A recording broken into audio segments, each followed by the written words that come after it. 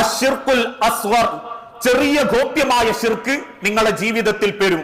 അഥവാ റിയാ, ലോകമാന്യതയ്ക്ക് വേണ്ടി പ്രവർത്തിക്കുക. ശിർക്ക് എന്നാൽ അള്ളാഹു അല്ലാത്തവർക്ക് വേണ്ടി ഇബാദത്ത് അർപ്പിക്കൽ. ചെറിയ ശിർക്ക് എന്നാൽ അള്ളാഹുവിന് വേണ്ട ജനങ്ങളെ കാണിക്കാൻ വേണ്ടി പ്രവർത്തിക്കൽ. നാലാളെ മുൻപിൽ ഒന്നാളാവണം, പറ്റെങ്കിൽ അടുത്ത രാഷ്ട്രീയ സംഘടനയിൽ ഇടപെടണം, അല്ലെങ്കിൽ അടുത്ത ഇലക്ഷനിലേക്കൊന്ന് തല കാണിക്കണം, ഏതെങ്കിലും ഒരാളെ വലങ്കയ്യോ ഇടങ്കയ്യായിട്ട് നടക്കണം, അത്യാവശ്യം തരക്കേടില്ലാത്ത ജനങ്ങളുടെ ഒരു പവറും പത്രാസും ഒരു പരിഗണനയൊക്കെ ഒന്ന് കിട്ടണം, ഏതെങ്കിലും ഒരു കമ്മിറ്റി ഉണ്ടാക്കുമ്പം ഒരു ചെയർമാനായിട്ടും കൺവീനറായിട്ടും ഇന്നെ കൊണ്ടുവരണം.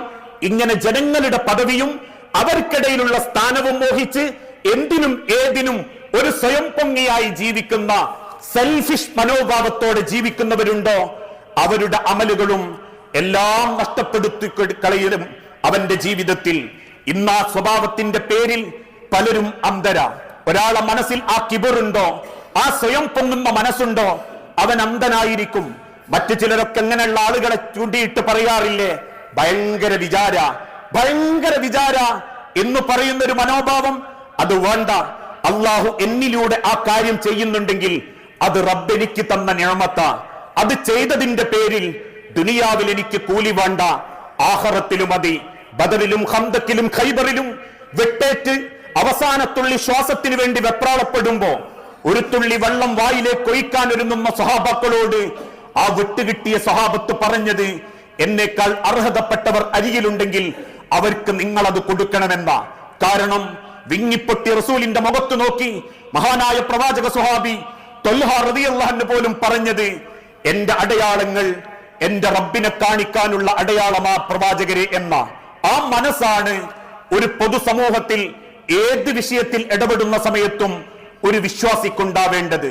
അല്ല നാട്ടിന്റെ പദവി, സമൂഹത്തിന്റെ ബഹുമാനം, ആളുകളുടെ ആദരവ്, കുടുംബത്തിൽ ഞാൻ ഭയങ്കര സംഭവം എന്നൊക്കെ പറയിപ്പിക്കാനാണെങ്കിൽ മണ്ണ് കൊണ്ടുവെക്കുന്നത് വരെ ആ പൊങ്ങച്ച മനസ്സൊന്നും പോവുകയില്ല. ചിലരൊക്കെ പറയുന്നത് പോലെ മരിച്ചു കിടക്കുമ്പോഴും ചമഞ്ഞു കിടക്കണം എന്നൊരു മനോഭാവത്തിന്റെ ആളുകൾ, മസ്ലും പിടിച്ച ആൾക്കാരെ മുൻപിൽ ഈഗോയും വാശിയും കാണിച്ച് ജീവിക്കുന്ന ആ സ്വഭാവമുള്ളവരുടെ അമലുകളും ഈ ദുനിയാവെന്ന് അല്ലാഹു നഷ്ടപ്പെടുത്തി കളയും. ജീവിതത്തിന്റെ ഓരോ ഘട്ടത്തിലും നമ്മൾ ഗൗരവത്തോടെ അത് ചിന്തിക്കണം. ഈ കേരളക്കരയിൽ തന്നെ ഒരു സാധുവായ സെക്യൂരിറ്റിയെ ഒരു പണക്കാരൻ കാറിടിച്ചു കൊന്നു. കാരണം പറയുന്നത് തുറക്കാൻ അല്പം നേരം വൈകി എന്ന്. ഒരു മനുഷ്യന്റെ അഹന്തയാ, അവനവന്റെ കിബിറ, ഞാനെന്തോ സംഭവം, എന്റെ പണം എന്നൊരു ചിന്തയിലേക്ക്.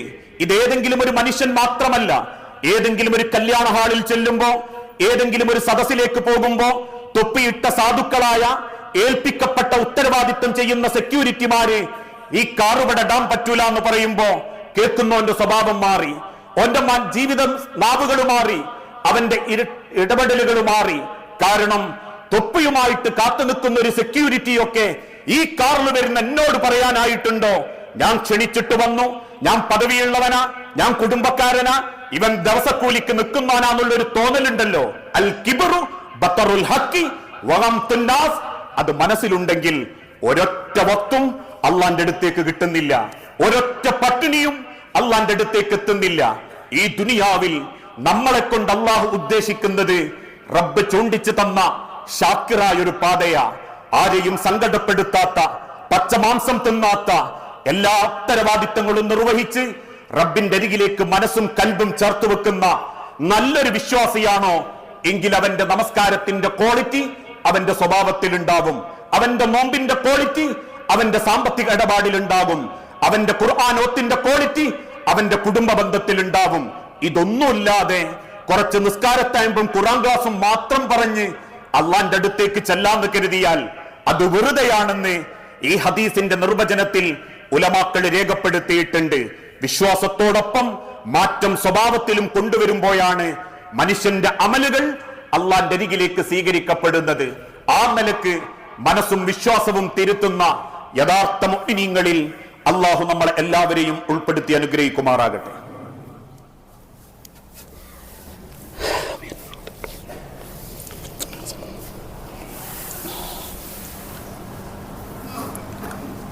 അൽഹംദുലില്ലാഹ് വസ്സലാത്തു വസ്സലാമു അലാ റസൂലിൽ അമീൻ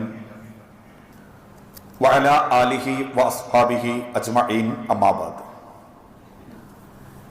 യാ അയ്യുഹന്നാസ് ഊസിക്കും സാനിയം ബിതഖ്വല്ലാഹ്.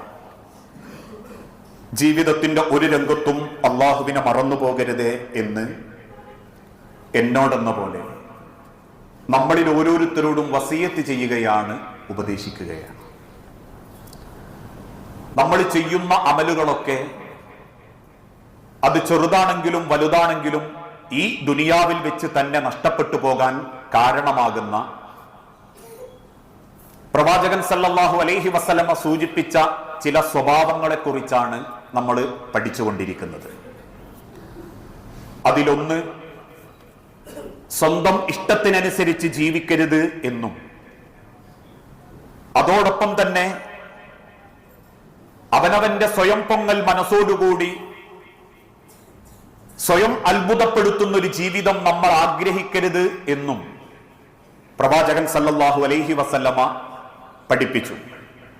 മൂന്നാമതായി നബി സല്ലല്ലാഹു അലൈഹി വസല്ലമ ഓർമ്മപ്പെടുത്തുന്ന സ്വഭാവം ഫശുഖ മുത്വാഉൻ, അനുസരിക്കപ്പെടുന്ന പിശുക്ക്, അഥവാ ഏത് കാര്യത്തിലും അംഗീകരിക്കാം, അത് പിന്തുടരാം എന്ന് തോന്നുന്ന ഒരു പിശുക്ക്.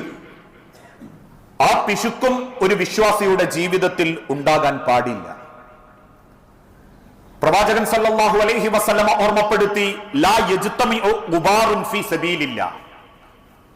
അള്ളാഹുവിന്റെ മാർഗത്തിലുള്ള പൊടിയും, അഥവാ റബ്ബിനു വേണ്ടി, റബ്ബിന്റെ തൃപ്തി കിട്ടാൻ വേണ്ടി ഇറങ്ങി പുറപ്പെട്ടവന്റെ ശരീരത്തിലെ പൊടിയും, വദുഖാനു ജഹന്നമ, നരകത്തിന്റെ ആ നരകത്തിൽ നിന്നും പുറത്തേക്ക് വരുന്ന പുകയും ഒരു മനുഷ്യന്റെ ശരീരത്തിൽ, ജീവിതത്തിൽ ഒരുമിക്കുകയില്ല.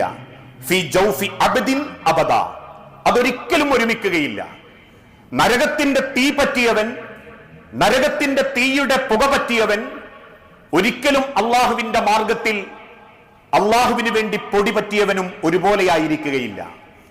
എന്നിട്ട് ഹബീബ നബി തങ്ങൾ ഓർമ്മപ്പെടുത്തി, വലാ യജ്തമിഉ ശുഖ വൽ ഈമാനു ഫീ ഖൽബിൻ അബ്ദിൻ അബദ.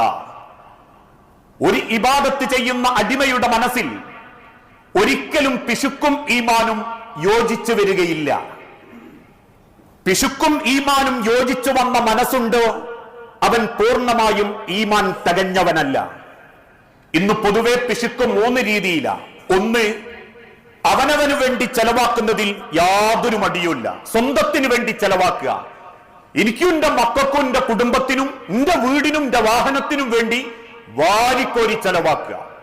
എന്നിട്ട് അവൻ സ്വയം മനസ്സിൽ ന്യായീകരിക്കും, ഞാൻ കഷ്ടപ്പെട്ടുണ്ടാക്കിയതല്ലേ, ഇതിന്റെ മക്കൾക്കും എന്റെ പെണ്ണുങ്ങൾക്കും അല്ലാണ്ട് വേറെ ആർക്കെങ്കിലും കൊണ്ട കൊടുക്കാൻ പറ്റുമോ?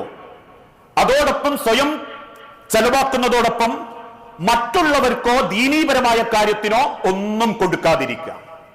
ഇന്ന് നമ്മളൊന്ന് ചിന്തിച്ചാൽ മതി ആ വിഷയത്തെക്കൊട്ട്. ഇക്കഴിഞ്ഞ ഒരു മാസത്തിന്റെ ഇടക്ക് എനിക്ക് വേണ്ടി ഞാൻ ചെലവാക്കിയത് എത്ര, അള്ളാന്റെ ദീനിന് വേണ്ടി ചെലവാക്കിയത് എത്ര? ദീനിന് വേണ്ടി ചെലവാക്കുക എന്ന് പറഞ്ഞാൽ എന്റെ മരണാനന്തര ലോകത്തേക്കുള്ള ചെലവാക്കല. ദുനിയാവിന് വേണ്ടി ഞാൻ ചെലവാക്കുക എന്ന് പറഞ്ഞാൽ ദുനിയാവ് പവറാക്കാൻ വേണ്ടി ചെലവാക്കല. ഇതാണ് ഒരു കൂട്ടർ പിശുക്കന്മാരായ ആളുകളെ പറ്റി ഉലമാക്കൾ പഠിപ്പിച്ചു. ഒരു കൂട്ടം പിശുക്കന്മാരാണ് ഇവർ. സ്വന്തത്തിന് വേണ്ടി എന്തും ചെയ്യും. അത് വാഹനാവട്ടെ, വസ്ത്രാവട്ടെ, അത് ചെരുപ്പാവട്ടെ, ഫുഡാവട്ടെ, എന്തും ചെയ്യും. എന്നാൽ മറ്റുള്ളവർക്ക് കൊടുക്കുക, ഒരു സാധുവിന് ഒരു നേരത്തെ ഭക്ഷണം കൊടുക്കുക, അവനാന്റെ വീട്ടിൽ വരുന്ന അതിഥികൾക്കൊരു നല്ല ഭക്ഷണം കൊടുക്കുക, അതൊന്നും ഉണ്ടാവില്ല. രണ്ടാമത്തെ ഒരു കൂട്ടർ രണ്ടും ചെയ്യൂല. എത്ര പടച്ചോൻ ദുനിയാവ് കൊടുത്താലും സ്വന്തം കുടുംബത്തിനും ചെയ്യൂല, നാട്ടുകാർക്കും ചെയ്യൂല. ഒക്കെ എണ്ണി എണ്ണി അട്ടിയാക്കിയിട്ട് ബാലൻസിൽ വെക്കും. സ്വന്തം ഭാര്യമാര് പോലും പറയും, നിങ്ങളൊരു നല്ല വസ്ത്രം വാങ്ങിത്തരി. ഇല്ല, മക്കൾക്ക് പോലും ഒരു നല്ല വസ്ത്രം വാങ്ങിക്കൊടുക്കൂല. സ്വന്തം കുടുംബത്തിനൊരു നല്ല ഭക്ഷണം കൊടുക്കൂല. അതോടൊപ്പം തന്നെ ആർക്കിട്ട് കൊടുക്കുകയില്ല. ഇന്നത്തെ ചില ആളുകൾ ഒരു ആപ്തവാക്യം പറയാറുണ്ട്, തിന്നേയില്ല തീറ്റിക്കേയില്ല. അവസാനം മരിക്കാൻ നേരത്ത് ബാങ്ക് ബാലൻസ് ഇങ്ങനെ അട്ടിയായിട്ടുണ്ടാകും. ആ പൂതിയിലും അതിന്റെ എണ്ണത്തിലും അതിങ്ങനെ ഫിക്സഡ് ആക്കി വെക്കുന്നതിലും അതിങ്ങനെ അവനാന്റെ അക്കൗണ്ട് കാണുന്നതിലും ഒരു ആനന്ദം കാണിച്ച് ജീവിക്കുന്നവര് മരിക്കാൻ നേരത്ത് ഒരു നല്ല ഭക്ഷണോ ഒരു നല്ല വസ്ത്രോ ധരിക്കാതെ ദുനിയാവിൽ അതൊക്കെയാ അള്ളാഹ്ക്ക് ഇഷ്ടം എന്ന് തെറ്റിദ്ധരിച്ചൊരു കൂട്ടര്. അള്ളാഹു പറഞ്ഞൊരു വാക്കുണ്ട്, കുലൂ വശ്റബൂ വലാ തുസ്രിഫൂ. നിങ്ങൾ കഴിച്ചോ തിന്നോ, ധരിച്ചോ, പക്ഷെ നിങ്ങൾ അമിതം കാണിക്കരുതെന്നേ പറഞ്ഞിട്ടുള്ളൂ. അല്ലാതെ തിന്നാതെ ഉടുക്കാതെ ഉള്ള കീറിയതൊക്കെ നാട്ടുകാരെ കാണിച്ച് ഞാൻ ഭയങ്കര ലാളിത്യത്തിൽ ജീവിക്കാന്ന് ബോധ്യപ്പെടുത്തി കുടുംബത്തിനെ പട്ടിണിക്കിട്ടിട്ടും ഒരു നല്ല വാക്ക് പറയാതെയും കുണ്ടടക്കാതെയും ജീവിക്കുന്ന ജീവിതം ഹക്കല്ല. കുടുംബത്തിനെയും കൂട്ടിയിട്ടടക്കൊന്ന് പുറത്തു പോകല് പായ്ച്ചെലവാന്ന് കരുതണ്ട. പോകുന്ന യാത്രയിലും ചെലവാക്കുന്നതിലും ഒക്കെ കൂലിയുണ്ട്. അള്ളാന്റെ അടുത്ത് കൂലിയുണ്ട്. അള്ളാഹ് ഓർമ്മപ്പെടുത്തിയല്ലോ, കുടുംബത്തിന് വേണ്ടി ചെലവഴിക്കപ്പെടുന്നതിൽ ഓരോ റുപ്യക്കും നിങ്ങൾക്ക് സ്വപ്നം കാണാൻ പറ്റാത്ത കൂലിയുണ്ട് എന്ന് പറഞ്ഞാൽ ആഴ്ചയിൽ 6 ദിവസവും പുറത്തു നിന്നണം, 7ാം ദിവസം യാത്ര പോകണമെന്നല്ല. അവനവന്റെ സൗകര്യത്തിനനുസരിച്ച് കുടുംബത്തിന് വേണ്ടി ചെലവാക്കണം ആളുകൾ. മൂന്നാമത്തൊരു കൂട്ടര് സ്വന്തത്തിന് വേണ്ടി ചെലവാക്കൂല, എന്നാ ബാക്കിയുള്ളവർക്ക് വേണ്ടി ചെലവാക്കും. ഉദ്ദേശം എന്താ? അതിൽ പബ്ലിസിറ്റിയും കിട്ടും, 4 ആളിനെ അറിയുകയും ചെയ്യും. സ്വന്തത്തിന് വേണ്ടിയിട്ട് സ്വന്തം കുടുംബത്തില് ദീനീപരമായ കാര്യത്തിനൊന്നും കൊടുക്കൂല. നാട്ടിലൊരു ഗാനമേളുണ്ടോ, ഓൻ പരസ്യം ഉണ്ടാവും, അല്ലെങ്കിൽ ഓന്റെ വകുപ്പുണ്ടാവും, ഓന്റെ പൈസ ഉണ്ടാവും. പള്ളിക്കൊരു വരിസംഖ്യ 250 കൊടുക്കാനുണ്ടോ എന്ന് ചോദിച്ചല്ലാത്തോന് നാട്ടിൽ ഗാനമേളക്ക് 500ന്റെ റെസീറ്റ് ചെയ്തും ആക്ഷേപിക്കല്ലോ. ഹബീബായ നബി തങ്ങളുടെ ഹദീസിൽ നിന്നും ഉലമാക്കൾ വിശദീകരിച്ചതാ. ഇതിലേത് കൂട്ടത്തിലെ പിശുക്കന്മാരാന്ന് ചിന്തിച്ചാൽ മതി. ഈ പിശുക്കത്തരത്തിൽപ്പെട്ട ആളുകളോട് ഹബീബായ നബി തങ്ങൾ ഓർമ്മപ്പെടുത്തി, തീർച്ചയായും ആ മനസ്സ് നിങ്ങൾക്കുണ്ടെങ്കിൽ ചെലവാക്കിയത് ദുനിയാവിൽ കൂടുതൽ, ആഖിറത്തിലേക്ക് കുറവ്. കുടുംബത്തിൽ കൂടുതൽ, ആഖിറത്തിലേക്ക് കുറവ്.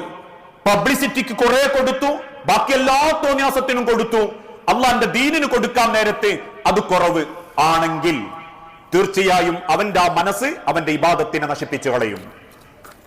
ഈ സ്വഭാവങ്ങളൊക്കെ നമ്മളെ ജീവിതത്തിൽ നിന്ന് തിരുത്താൻ പറ്റണം.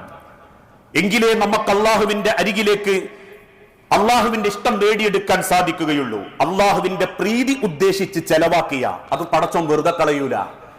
അള്ളാഹുവിന്റെ പ്രീതി ഉദ്ദേശിച്ച് കുടുംബത്തിന് ചെലവാക്കിയാലും സമൂഹത്തിന് ചെലവാക്കിയാലും അത് അള്ളാഹു വെറുതെ കളയൂല. ചിന്തിക്കാത്ത കോലത്തിൽ പടച്ചോൻ അത് നമുക്ക് തിരിച്ചുതരും.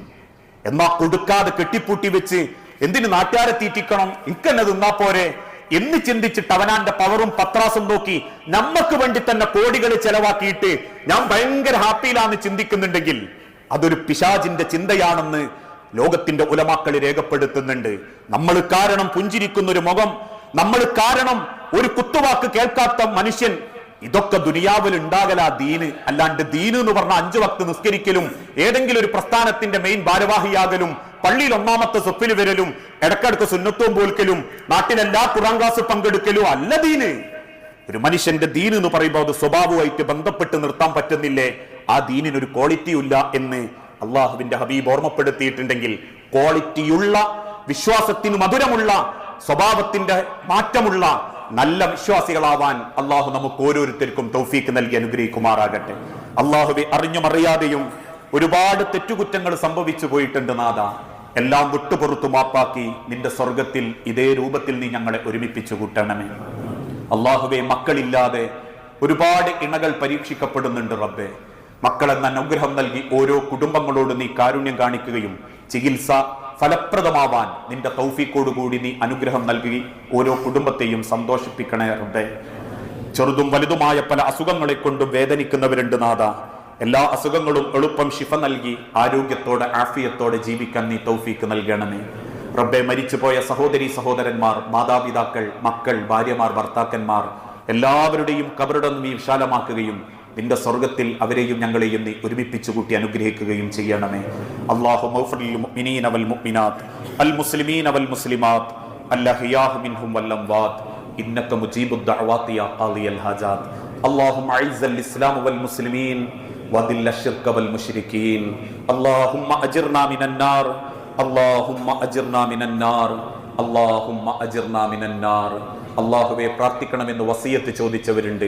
മരണപ്പെട്ടു പോയ ഓരോ കുടുംബാംഗങ്ങളുടെയും ഖബറിടം വിശാലമാക്കുകയും ഏറ്റവും നല്ല ആതിഥ്യ മര്യാദയോടുകൂടി ഖബറെന്ന ലോകത്ത് സ്വർഗത്തിന്റെ കവാടം കൊണ്ട് ഓരോ കുടുംബങ്ങൾക്കും നീ തൗഫീക്ക് നൽകണമേ. കടബാധ്യതയിൽപ്പെട്ട് അതോടൊപ്പം ലോണ് പോലെയുള്ള പലിശ ഹറാമായ ഇടപെടലുകളിൽ പെട്ടുപോയവരുണ്ട് നാഥ. എല്ലാറ്റിൽ നിന്നും ശുദ്ധമായി ഹലാലായ ബാധ്യതകൾ തീർത്തൊരു മരണം ഞങ്ങൾക്ക് ഓരോരുത്തർക്കും നീ പ്രദാനം ചെയ്യണമേ നാഥ. ഗസയിലടക്കം ലോകത്തിന്റെ നാനാഭാഗത്ത് പ്രയാസത്തെ ജീവിച്ചുകൊണ്ടിരിക്കുന്ന ഞങ്ങളുടെ സഹോദരങ്ങൾക്ക് ആത്യന്തികമായ സമാധാനവും സംരക്ഷണവും നൽകി ഓരോരുത്തരോടും നീ കാരുണ്യം കാണിക്കണമേ. റബ്ബനാ അത്തിനാ ഫിദ്ദുനിയ ഹസന വഫിൽ ആഖിറതി ഹസനത വഖിനാ അദാബന്നാർ.